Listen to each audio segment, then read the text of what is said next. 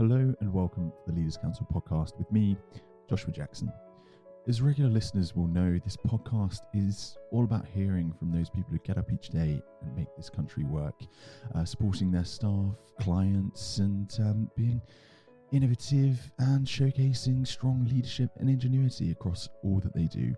And today I'm joined by Dale Vince, OBE, founder of Ecotricity and chairman of Forest Green Rovers. He really epitomizes everything that it means to be a forward-thinking leader. And I'd really like to take a moment just to thank you ever so much for taking so much time out of your day to come and join us, especially at such an important time, looking ahead to next week when COP26 will be in full swing by the time this releases on Wednesday. But normally we'd start this conversation off by talking about business interruption, the impact of COVID and everything like that. But if you wouldn't mind, first of all, just giving us a bit of background about what you do and where you've come from, that would be great, and we'll go from there.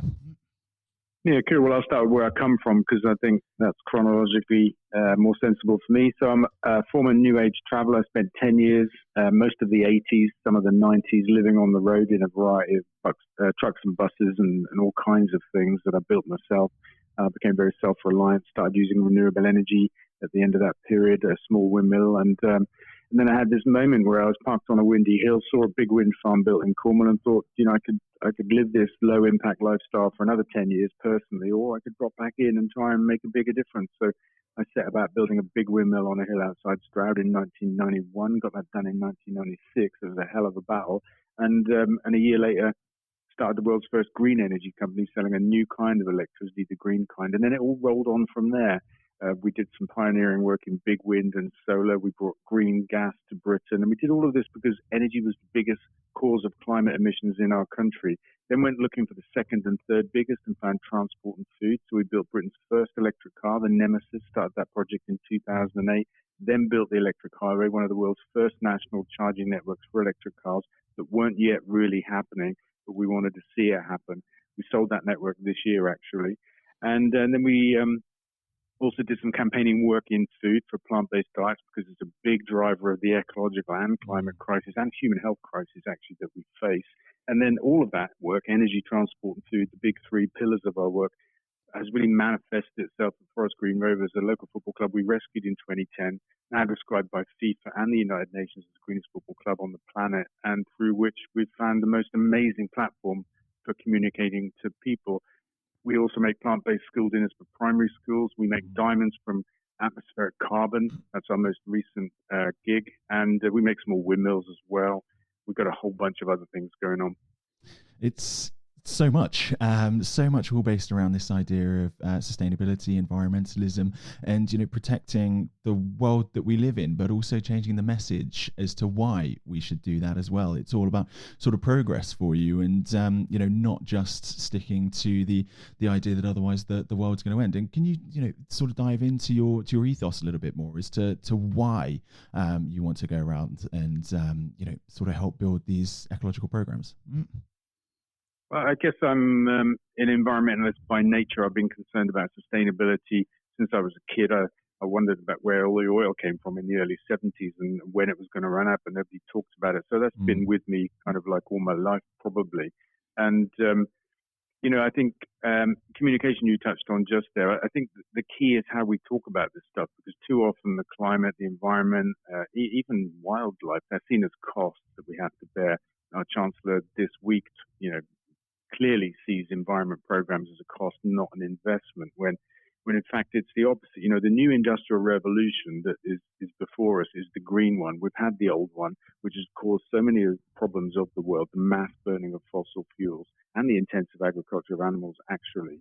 And we have to move away from that. And we have everything that we need to do that. We have the technology, we have the ecological imperative, the climate crisis, and all manner of other things. And we know that it's cheaper to avoid all of these things and have a green economy than not to. Lord Stern, that very serious economist, popped up this week to talk about his study, first published 15 years ago. So it's going to be far cheaper to avoid this than actually try to live with the consequences. So the environment in my lifetime has gone from being something that was a good cause that, we should be doing. Some people got that, most people didn't, to something that actually is becoming mainstream. It's a sensible way to approach things. It's a business. It's about sustainable economies. It's just like it's going mainstream. It's really important to think of it in that style, isn't it? Changing it from being the cost to being the investments. It's what drives progress in many cases. And it seems what's driven a lot of the changes that you've made radically as well. Bringing in the electric superhighway, having the imperative to build an electric car. With that going, very much going to be an important pillar, given the fact that transport is 27% of our carbon emissions. Changing that is going to be vitally important going forwards. But with sort of COP26 coming up, do you think that there is the political will as well, or do you think that this is going to be something that's going to have to be thrown out from grassroots? There clearly is not the political will. You can see that. We're getting the right words, of course, from government. Johnson said it's easy being green. Just a couple of weeks ago, he said that to the United Nations. He called on the world to do more and all that kind of stuff, which is pretty rich coming from our government. You've got to just look at the recent record. They're allowing a new coal mine to be opened in Cumbria, the first in Britain, since the 80s or the 90s, which is an incredible anti-climate thing to do at the same time as we're banging on to China about using less coal. How can that make sense? We've got a 20 billion road program that came out of the budget just this week, a cut on domestic flying tax and petrol and diesel as well. I mean, these are, again, anti-climate measures. We've got renewed investment in further exploration of the North Sea for fossil fuels that we just can't afford to burn. And at the same time, no support for green measures. We still put VAT on solar panels at 20% for home use, and we put VAT on coal for burning at home at 5%. Our whole economy is rigged against renewable energy and this green economy we need to build. And our government says one thing and does something completely different. And do you think there's going to be any surprises over the coming weeks, or do you think that this is, given the budget that was released just this week, that this is the way forwards from here on in for the next few years, and that is just going to be sort of a bit of hot air, as it were? Yeah, totally. I mean, it's greenwash. It's not very different to Cameron when he was prime minister. He got elected as the husky hugger. If you remember, he travelled to the Arctic, got himself photographed holding a husky, and when he was in office, he shut down the onshore wind industry and the solar industry. He called this stuff green crap, and he stuck a carbon tax on green energy, which is just incredible. And if you're a big user of fossil fuels, you don't pay a carbon tax. None of that makes any sense. So, I mean, this is how the Tories deal with green issues. They talk a good game, and then pull in the opposite direction, and I don't see that changing. And is it going to affect the way that you're running your businesses? The way that you're sort of looking ahead, given some of the chaos at the moment around gas prices, heating homes, obviously the Insulate Britain protests that are going on. It should put you in a great position to change this conversation. But do you think you're going to have that opportunity? Well, I think that's the position we've been in since we started. When we began, we were the first company in the world to sell green electricity. So, we've always been in that position of trying to persuade others that we need to change what we do and that kind of stuff. It's not really any different now, except that the background has changed. The world has woken up to the fact that we need to fight the climate crisis. Carbon targets first came in 1997 at 10% for the world, 10% cut. And today everybody talks about 100% cuts, even though it's too late 40 years from now and there are no policies to deliver it. But we've come an awful long way. But our role is still the same, to be here saying, no, this is how it works. We've shown how it works and we need to get on and do this. Yeah. And what do you need to be able to do that, really? Is it more investment? Is it easing of planning? Is it just people changing their minds and not thinking that the windmill over the hill is an eyesore? Well, I think people are with us. Increasingly people want to see something done about the climate crisis. Recent polls for the government show that. Businesses are with that. They're introducing green products and services because their customers want it. They can see that. The rise of plant-based foods in the last couple of years shows you that. They're everywhere. Electric cars were 40% of all car sales in August this year. This stuff is happening at that level between people and businesses. What it's not happening at is the level of politics. We don't have politicians that get it and or are prepared to do something about it. And you mentioned greenwashing before, and obviously we do see an awful lot of organisations putting forward their sustainability measures, their green credentials, changing their marketing and their media to reflect environmentalism around sort of key times as of now. But is that not sometimes, not actually the fact? Greenwashing has been around since green has been around. When we started in 1996, it was only about a year or two before the greenwashing started, the paler versions of that. And that's fine. I see it as a sign of success, actually. Nobody would greenwash if green wasn't an important issue. So I'm okay with that. We can call it out, and actually people increasingly can spot that for themselves, and I think that's fine. This is all about progress, and I think greenwashing is a sign of progress. That's fine. And, I've read your book, Manifesto. It was incredibly well written, a really interesting look at not only your life, but also your vision.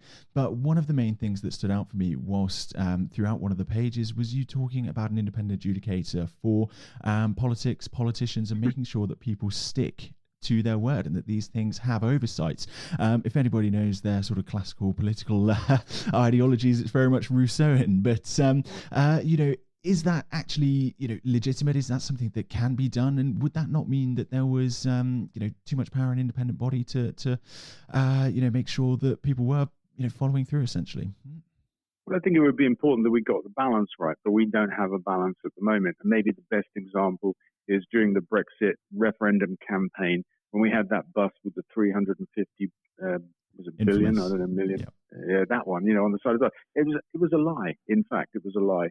And you couldn't have made an advert that way under the auspices of the ASA, because they require you to have evidence to back up the claims that you make. And there was no evidence to back up that claim. In fact, it was manifestly a false claim. So that's my best example, that shouldn't have been allowed to happen. No, that's a really important one. That's something that's always going to be spoken about, isn't it? That is going to be in textbooks for years for students of political theory and political campaigning, really. But it's interesting still at the moment, the talk about energy security, and changing that conversation. A lot of the time, we look at energy as something that is magic. It just comes out when you turn on the lights. The grid is there, and we pay our bills. But looking at the collapse of gas at the moment, with gas companies, at the moment, with rising prices, how would you go around making sure that the UK has a consistent energy supply? Would that be completely renewables? Would it be nuclear? Would it be a wholesale change to the way we do things, or carry on as is? So I'd keep the nuclear that we have and transition completely to green energy. We have enough wind and sun to make all the electricity we need, and we have enough grass to make all the gas we need. And we have a smart grid concept that is already happening in our country. We can add hydrogen to the mix to blend in the gas grid, all that kind of stuff. All of the technology we need is there. The resource we need is there. And all we really need is the political will to do that. And we've been saying during this energy crisis that the only way to properly solve it, because it happens every winter, every 3 or 4 years or something like that, the only way to properly solve it is to become energy independent. And government have actually been using this language themselves, which may or may not be a good sign. But at the moment, we're utterly dependent on the global market for fossil fuels to run our country. And we're not just dependent on that for the supply of fossil fuels itself, which is bad enough, but for the price. Because 50% of our gas at the moment as a country comes from our North Sea. And now the price of that went up 5-fold this year, but the price of extracting it did not. It only went up because the global market went up. So it's not just about the fossil fuels we buy from that market. It's about how it affects the price of the fossil fuels that we arguably own already in the North Sea. So we've got to break that link. It's a kind of ultra-capitalist global market in energy that is trashing our economy. Pre-crisis, we were spending £50 billion a year bringing fossil fuels here just to burn them.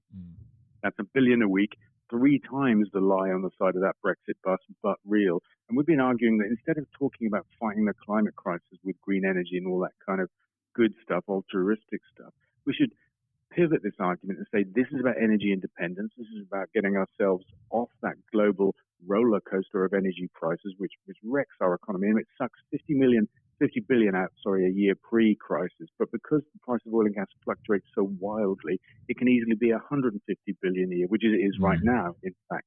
And we have to pay for it in dollars. There's a foreign currency. We have an exchange risk. All of this just fundamentally weakens our economy. We can create hundreds of thousands of jobs here, all of the energy we need here, and we can have price stability. We never need to have price shocks again. That's energy independence. Yeah, and something that again it needs to be stressed, that energy independence equals a stronger nation, a more robust economic nation, and a nation that can actually have good technologies and be a world leader, as you say, have that next industrial revolution again focused on Britain and Britain's place in the world as it currently stands in our confused way. But given the fact that it is sort of COP26 next week, or starting on Sunday, sorry, by the time this is released, what would be your ideal outcome? What is it that you would want from world leaders next week as a commitment, as an idea, a way forwards, in sort of an ideal world, but also potentially a realistic one? Well, I think somebody needs to set the pace, probably. We're seeing all of the NDCs, these kind of national plans that are coming forward at the moment. Australia released one this week. We released one last week. They're rubbish. What we need is somebody to take leadership and say, this is what we're going to do about it, and set the pace. I think that we won't get what we need out of COP26. I think that's highly likely, but we haven't done the groundwork. As the host, we've been doing nothing for 6 months. We only just released our own plan last week. I mean, come on. And our government are also telling us, it's going to be difficult. We're probably going to fail. You know that we're going to fail when they say that. And that's going to be really disappointing. But my hopes are pinned on the US and the EU. These are serious players. These are grown-ups in the world of politics. They grasp this climate crisis. They get the economic opportunity, and they're going to do serious things about it. I hope one of them lands a proper zero carbon NDC and sets the pace. Well, that's quite interesting and very different to what I heard. That you're hopeful that the US is going to be the one that actually sort of leads the way and changes its position. You look at internal US politics right now, and again, it's even more sort of stressed than as. But hopefully that will come true, and there is a major player that pushes the way forwards. But it's, as regular listeners again will know, this podcast isn't just about the the events of the day. It's not just about business. It's also about leadership. It's also about the people that drive organizations, and sometimes some of the mistakes that they've made. And Dale, would you mind just giving us an overview of how you lead your companies, what style of leader you are, and potentially sort of a tip for those that are listening to sort of grow themselves? I guess I'm an accidental leader. I never set out to be one, but I've just grown this bunch of companies from an environment perspective, using business as a tool from the mid-90s to try and bring change to the world. And I found myself as a leader of ultimately a team of 750 people, and that's been a kind of long, progressive journey. But we have something that I think is fundamentally important here, which is an ethos, an Ecotricity ethos, and we share it with everybody that joins us as a company, and it's only one side of A4, and it just sets out how we expect people to be, how we are ourselves, and that is that we treat everybody the same. We look to have peer-to-peer relationships with our customers, with our fellow workers, with our suppliers, and all that kind of stuff. It's about not talking up. It's about not talking down. It's about being open and honest all the time. Admit mistakes by all means, because what matters most is what you do about them, not the fact that you made a mistake. And that's what we encourage, that kind of attitude and that kind of culture, and that's the starting place for everybody who joins our company. That's a really great thing to hear. Having that communication that's set in stone, that people are going to be respected within the workplace, and I'm sure people can take that on board and think about their own sort of way that they want to bring people in and look at it. So thanks for that. But there's been a few sort of changes amongst your organization, or a few things that you're looking ahead to do. Obviously burning grass, to make a renewable form of natural gas, carbon capture, and turning them into diamonds. Some of these things seem like they are science fiction, but how do you get these ideas, and how realistic are they on a sort of larger scale? Well, how I get them is just by thinking a lot. That's my nature. And how are they realistic on a large scale? Absolutely. I don't know where to start. I'm going to start with diamonds. So making diamonds in the lab itself is relatively modern tech. There's been a new way to do it for about 5 years, which is better than the old way. And we began our journey, our R&D journey, about 7 years ago after I'd had the idea, the mad idea really, that it might be possible to take carbon from the atmosphere and turn it into diamonds. Diamonds are, of course, made only of carbon. But I was thinking about carbon capture and realized it was only half the battle. We have to lock it into something enduring in order to complete the job. And I thought, what's more enduring than a diamond? Probably nothing. And so we started doing that 7 years ago. This new tech came along in parallel. We completed that ourselves probably about 2 years ago. We've been making diamonds for 2 years. We launched the concept last November with my book. And we've just been perfecting everything, moving from R&D into pre-production. And our website goes live while COP is on, actually, for retail of diamonds for the first time. And we're making the most amazing stones. They're among the 1% of, in terms of quality, the top 1% of all mined stones. We're making exactly that. And our big argument is that we don't need to mine the earth anymore because we can mine the sky. Take something we have too much of, carbon dioxide, and turn it into something that we quite like to have. And if you look at the impact of diamond mining, it's colossal. I mean, literally, you see the holes from orbit, they're that big. And when you look at the carbon impact, a 1 carat diamond mined from the earth requires the digging of 1,100 tons of rock to make a fifth of a gram, which is 1 carat of stone. And at half a ton of greenhouse gas and about 5,000 litres of water, you get an awful lot of pollution. About 30 tons of toxic heavy metals are in that rock that's dug up. And of course, you get social problems as well, that the diamond industry is quite famous for. But it's an old way of doing things. And so how practical is it to do this completely? It absolutely is. We just don't need to mine the earth anymore. We can mine the sky. Enough said. Green gas. We've got enough grass in Britain to make enough gas to power all of our homes. It's as simple as that. We need 2/3 of all grazing land that currently produces just 15% of the meat made in Britain. So that means we need a 10% reduction in meat consumption.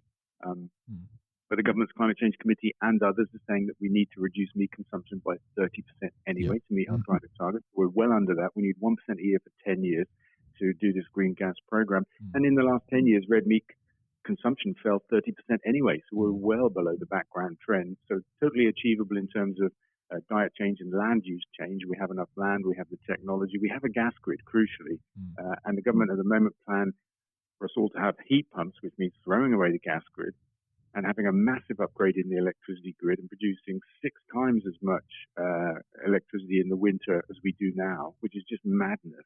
Having higher energy bills as well. There's nothing right about the heat pump program. We've put out some stats about that. But anyway, short answer to your question, both of these are properly doable at scale. It's incredible, mine the sky rather than mine the ground. And one thing we didn't even touch on with the issues of mining is obviously biodiversity loss, and that's the knock-on repercussions of that when it comes to the environmental perspective as well. But these are two just incredibly exciting pieces of technology and companies that you're launching and going forwards with. And I'm really looking forward to seeing the Sky Diamond take effect and hopefully grow. But for regular listeners, they'll know that myself and my colleague Scott Challoner, we take duties on the podcast. We have our favourite areas that we want to talk about, and unfortunately Scott couldn't speak today because he is a Port Vale fan, and so I just want to turn to Forest Green Rovers and the revolution that you're putting on within sports, and how is that going? It's the communications around the club are amazing. The club itself is going to new heights, and again, unfortunately for Port Vale, but what's the next step? Well, I just want to say that I'm also a Port Vale fan. The people that rescued the club or took it over a couple of years ago, I think they're fantastic people and just what football needs. So, I'm with Scott on that. And I don't think our success is unfortunate for Port Vale. I think they're doing incredibly well. I think they're, just a few points behind us in third place or something like that. And of course, 3 clubs from this league go up automatic. So, they're right where they want to be, I imagine. Football has just been the most amazing channel for us in terms of communicating. I never expected it. We rescued our local football club in 2010 and didn't put any thought into that. It was just a rescue mission, and immediately bumped into all kinds of things that had to change and realized we'd in effect be building a green football club and be talking to a very different audience with our ecological message, and that might be challenging and that we might reach the wider world of sport itself. All of that came to be. and our fans are completely on board. We've got fan groups in 20 different countries of the world. We work with the United Nations on a global version of what we do called Sport for Climate Action. And, the whole thing has been beyond my most wild imaginations, and I have a pretty vivid one. Yes, most definitely, from the way that you've managed to overcome and adapt. But you're right. I'm sure Scott will be glad to hear that you're a Port Vale fan as well. But hopefully it will do some good for everybody across the entirety of sport, not just within sort of British football, thinking of things differently. And we're coming to the end of our recording time now. It's been a really interesting conversation looking at the politics, the tech, your own leadership style. But I'm going to give you the opportunity put a call to action out to listeners. What would you like to see people doing, and what are the changes that they can make in their daily lives to sort of get on board and help with the make the environmental conscious choice? Oh, cool. Thank you for that. Well, look, I would say that actually only 3 things that you really need to worry about. Forget the bombardment that we all have with the competing issues and priorities and that kind of stuff. Look at energy, transport, and food. Look at how you power yourself, how you travel, and what you eat, either personally or as a business. It's the same thing. 80% of your carbon footprint is in just those 3 things, where spending decisions made every day are determining which way the world goes round. So change that: energy, transport, and food. Brilliant. Dale, thank you ever so much for coming on today. Again, really interesting conversation. I'm sure a lot of people will take a lot from this, but thank you and goodbye. That's my pleasure.